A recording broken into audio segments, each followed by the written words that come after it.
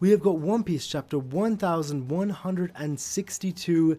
This was just a phenomenal chapter. We've got the pages here, and we've also got the dialogues, and also a lot of translated dialogues. You know, with Aries and Teach. I guess Aries, Teach, and Rocks. Teach wasn't really talking, but he's involved. And it's just crazy. You could just see Whitebeard and Kaido staring down with Rocks at the center, staring down Emu. This chapter was mind-blowing. I did not expect God Valley to end up like this. When I first heard about God Valley, from Sengoku, of course, who ended up not exactly being the best trusted source of information, but we'll talk about that when we get there. But yeah, this was crazy. We've got the full summary, so we'll be going through this entire chapter, and as we do, I will be showing the pages as we go, so you guys can have a good idea of what's going on. And of course, here is the summary, and we will be going over the more detailed translations as well. So for the summary, of course, I will have that more like this right here. And don't worry about the parts you can't see. I will read it for you, so don't worry about that. And I want to say one thing before we start. Always make sure you read the actual full translations, either from TCB or Viz. You know, do support Viz, it's the official, but it's not always the most accurate. TCB is more accurate. But be sure to just read the full translations wherever you read it from, like actually. Because it will always be more accurate than the summaries, and these summaries will always have some form of misinformation, something wrong. These summaries and leaks are sort of just to get an idea of what's going on. Never treat these leaks as the actual product and be like, you know, I don't need to read the full chapter. The full chapter is more important than leaks, even if you read the summary. So without further ado, let's just start. So it's thanks to Redon from All Long Parks, but of course thanks to Oda for, you know, making One Piece. Shout out Oda. And it's chapter 1162, God Valley Battle Royale, GVBR. So it ends. The Yamato flashback ends. Nothing really to say there. It's kind of disappointing. I don't even want to waste time on that. It is what it is, right? So the chapter starts with Rayleigh carrying Shaki away to escape from God Valley. Shiki, I was about to say Shaki again. Shiki stopped other pirates from attacking Rayleigh, since it may harm Shaki too. So, you know, I'm seeing a lot of people not like this whole Shaki thing, you know, going to save Shaki. I like it. Personally, I thought Shaki was always a cool character, especially Rayleigh. I do like that dynamic that they have. So for me, this is just completely fine. I thought this was fantastic stuff. But this is the stuff that's really important. Newgate ordered all pirates to target treasure instead. And we see pirates fighting all over the island. So this is now where we're going to see a lot of treasure coming. So there's theories that Captain John's treasure is here, or he originally got it from here. You know, there's a very good video recently from Mr. Morge where he theorized that Captain John's treasure is actually a devil fruit from God Valley. And that's the idea, like basically what Buggy was looking for this whole time. It could be true, but we're going to be seeing a lot of people going after this treasure and a lot of major... consequences isn't the right word, but we're going to see a lot of pieces move that are going to shake the next like 50, 60 years of the One Piece world. Well, I guess 40 years. Such as Kaido, what he will do later on in this chapter. And now, this is very important because a lot of people were slandering Garp, saying Garp is all for slavery. And, you know, I'm a big Monkey D. Garp fan. I think he's him. I've always been a big fan of him. I don't really like how he handled the whole Ace thing. I mean, not a crazy take, you know. There are some things I don't like about him, but there's some things I really like about him. Overall, I love Garp. But there are a lot of people were saying Garp was defending slavery or he knew all this time. This actually really helps Garp's case. So Garp discovered all of the dead civilians and was shocked. So he called Sengoku to ask if he knew all along. Because Garp didn't know what was going on this island. He didn't know that the celestial dragons were hunting humans and doing all this. So there are more detailed translations that explain that Garp just came in here thinking it was pirates and he wasn't paying much attention to what was going on around him. But after he had fought some pirates, like we saw in the previous chapter where he fought Big Mom, right? That's crazy.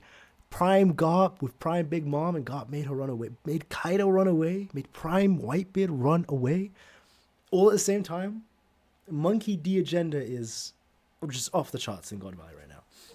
But yeah, he wasn't really paying attention to the dead civilians around him, and now he's realizing, you know, this isn't normal. This has nothing to do with the pirates coming here. Then we see that Rox managed to rescue Aries and Teach, and he was running away while carrying them on his back. They were being chased by Garling and other knights of gods, and some demons accompanied them. So this is the crazy part. Those demons were members of the Davy clan, including Rox's father and grandmother. So we can see here, like, Ares running away. And this is a very cool page as well, because you can really just see that these are the next two futures. Like, I'll actually make this bigger so you guys can see.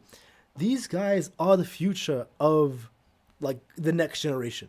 Whitebeard, sorry, not Whitebeard, Blackbeard and Shanks. And to see them running in parallel from God Valley, and they end up having, like, this generational beef, that in and of itself is really cool.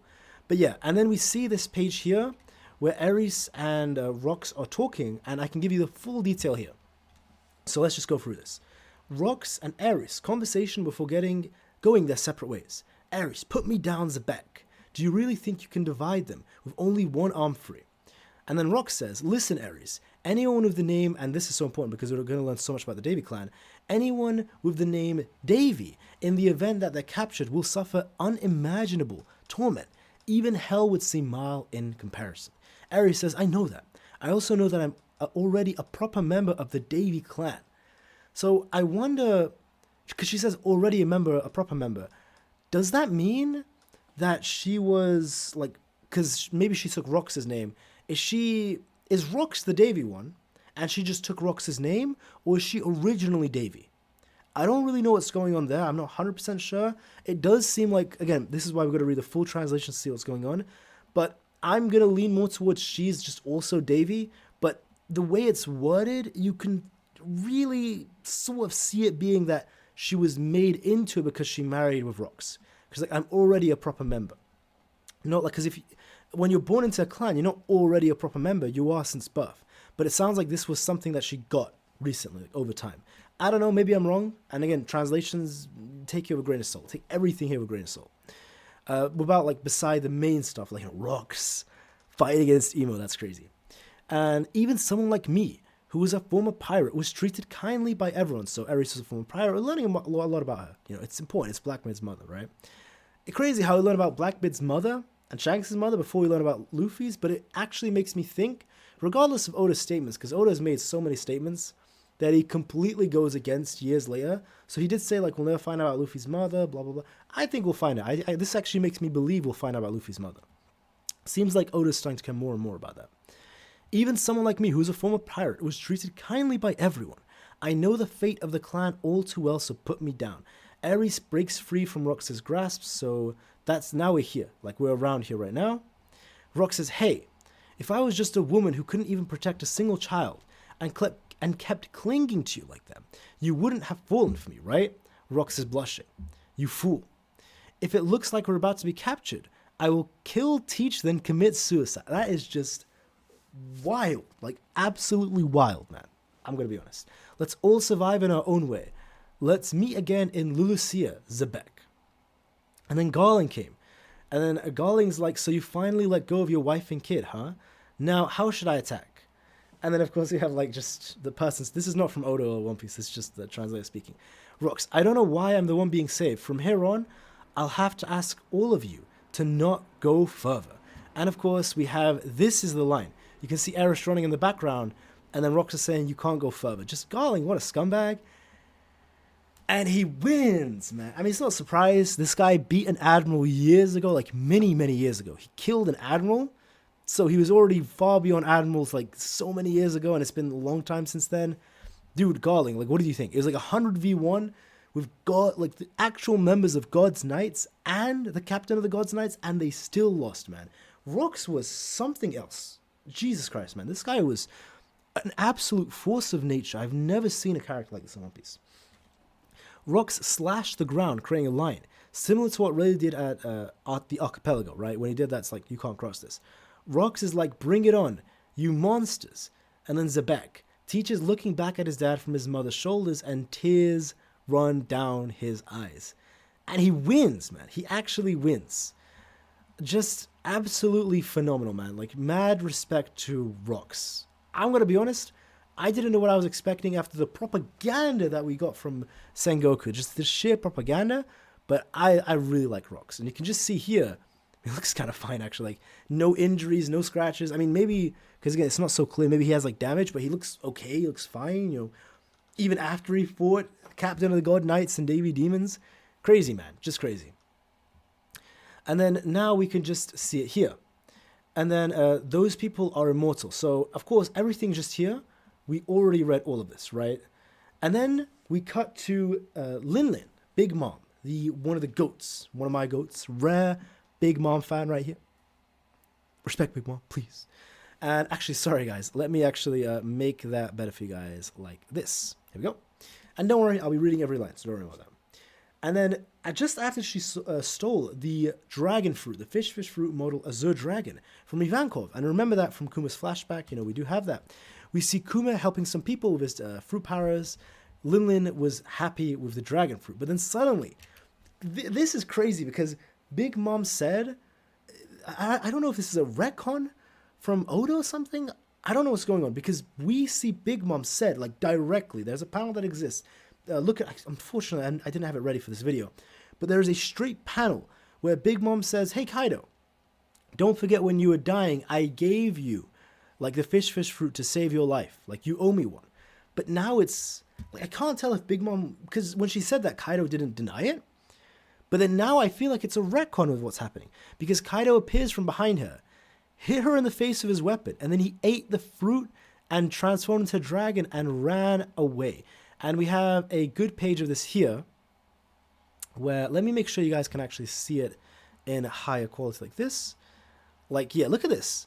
He just eats it, hits her, and then she's pissed. She takes no damage. It's Big Mom, of course. And he just got like a cheeky smile on his face. Shout out, man. Shout out Kaido. That is absolutely hilarious from Kaido. And then we cut again to Rox, and we see he ended up killing all of his relatives in the Davy clan. So Rox said that if they were going to kill him, of course, he had to kill them first. He killed immortals. So mind you, like Drogi and Brogi, like right now, all of the people who are Domi reversed, they're immortal, supposedly. But we can see, let me fix this for you guys, they can be killed. So it's not like you can just harm them and they regenerate slowly. You can actually kill them. I don't know how he did it. We don't actually see it happen. It happens off screen, classic Oda. But you can actually kill them. Like even the immortals. It might be different with those who are Domi reversed and those who are in the abyss. So maybe guys like Summers, like Saint Summers, Gunko, and the Gorosei, and of course Garling might have better immortality. So I don't really know what's going on there. And of course in the summaries, you'll see the whole immortality, it's just questioned quite often throughout this. We also see Garling is heavily injured and coughing blood after his fight with Rox. What a bum, man. You had like Davy Demons, God Knight members, and yourself, and you got soloed, man, like 1v100. Come on, man. Come on. You gotta do better than that. Because like he actually, I don't even know if I can blame Garling, because I feel like Rox is just that strong, man. Because this guy killed an admiral like a decade, not a decade, 5, 6, 7 years. I don't know what the timeline is. Oda keeps changing it, but a long time ago he killed an admiral. And it's a long time since then. Like, this guy is no joke. So I can't even blame Garling, honestly. But yeah, Imu arrives at God Valley through Saturn's body at the end of the chapter. Saturn transforms into his Guki form. And Imu, using the shadow body that we know, appears on top of Shan. I was about to say Shan. That's Zeus's name. San. Dude, that is crazy. Rox saw the terrifying creature and was ready to fight it. And Newgate and Kaido arrived. Oh my god.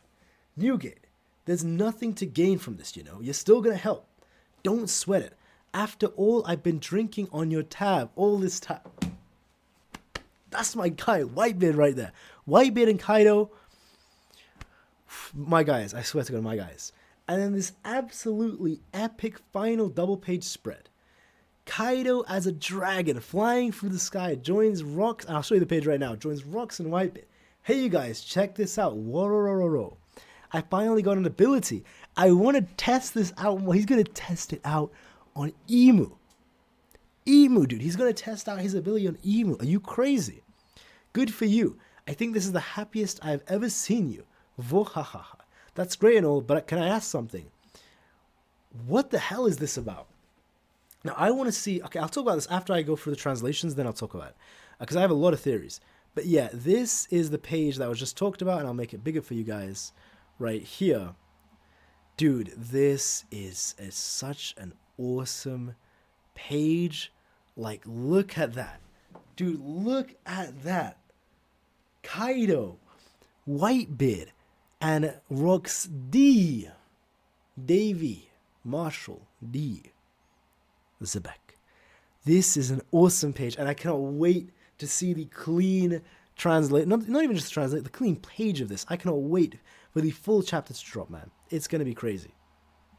And then right here, by the way, all that stuff about God protecting the slaves and all that, dude, that was just propaganda, dude. None of that was true. Like, Sengoku saying, like, Gops and Roger were protecting the slaves and the Celestial Dragons. Like, dude, that was the most fake-ass propaganda ever. And it makes sense, because Bum Goku, dude, I was never hating on Sengoku until this chapter. He wasn't even there, man. Just a propaganda merchant. Jesus Christ. Like, oh my God. Anyway, let's just continue. But yeah, like, dude, look at this. Just read this. Like, Nuge is saying, what is that? Garp and Roger also, notice the arrival. Marines and world government agents are shocked seeing San's transformation. Saint San, what is that form? It's a monster. Garp, this all has to be a wild dream. What is going on at that island? And then Roger is just hilarious. All hail the glorious days of adventure. I truly knew nothing. Dude, that is actually crazy. It's funny because Luffy didn't really care that much about the monsters. Like when he saw them, he's like, oh yeah, this is nothing. But it seems like everyone has proper reactions. Chapter ends with Rox very confident, answering Newgate's question, while Emu has stared at them in the last panel. What is that, you ask? Let's see. I believe we are looking at the world. What a chapter, man. What an absolute crazy chapter. God Valley. I was not expecting this at all. I seriously wasn't, because I believed Sengoku's propaganda when we first heard it. But this is just awesome. Like, I absolutely love this. I hope to God it doesn't cut away from this. I want to see how this fight is going to go. And I wonder, like, there's no way Garp is going to get involved. Garp is not going to team up with the pirates against Emu and those guys. I don't know what. Garp might just take a step back. I don't think Garp is going to fight the pirates alongside Emu, because he's like, these guys are monsters. If he does, the Garp agenda will take a hit. I'll be honest, it will take a hit. But we'll see what will actually happen with Garp in that regard. But I do think Roger, dude, it would be so cool if Goal D, make sure you say that D, emphasize the D, Goal D, Roger, joins in and helps out Zebek. I think it would really change my opinion of Gold Roger. I mean, this whole flashback has changed my opinion on Gold D Roger this entire time. But if we actually get to see him team up with Rox, that would be so much better than the propaganda we heard from Sengoku. But nonetheless, like, I do want to make another video, maybe, I'm not 100% sure, talking about this chapter in depth, like do a full reaction to the chapter when it's out, the actual text. But yeah, this was just crazy, man. Please let me know what your thoughts are in the comments down below. But yeah, that is all from me. Just peak One Piece. Have a great day, guys. This is just incredible.